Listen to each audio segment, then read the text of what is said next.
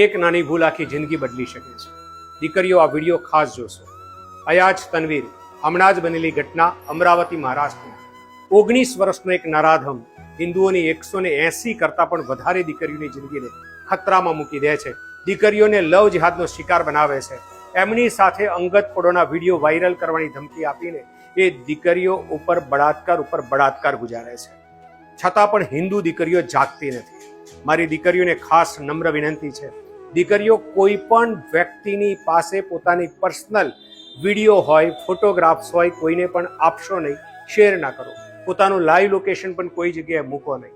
ચાહે ઓટીપી હોય અથવા તો પોતાનો પાસવર્ડ હોય, કોઈ પણ વ્યક્તિને આપવાની જરૂરિયાત નથી।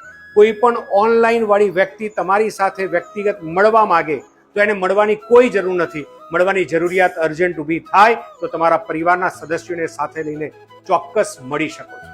આજકાલ પરિસ્થિતિ ખૂબ ધીરગંભીર બનતી જાય છે। દીકરીઓ લવ જિહાદના શિકાર ઉપર શિકાર બનતી જાય છે અને છતાં પણ મારી દીકરીઓ તમે તમારી જાતનું ધ્યાન નથી રાખતા।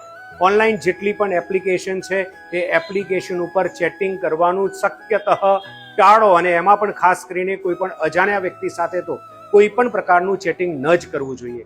કોઈ વ્યક્તિ તમારા સંપર્કમાં આવીને તમને ગિફ્ટની લાલચ આપે છે, તમને નોકરીની લાલચ આપે છે તો સમજવું કે ક્યાંક ખતરો છે।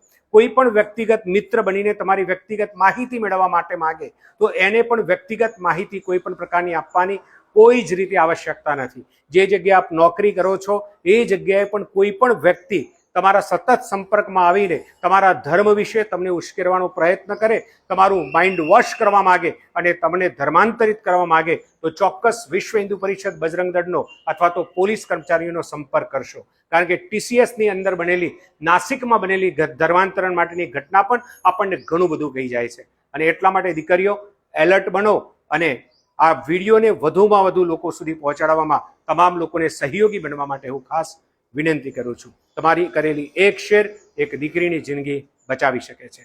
જય હિન્દ, જય ભારત, જય શ્રી રામ।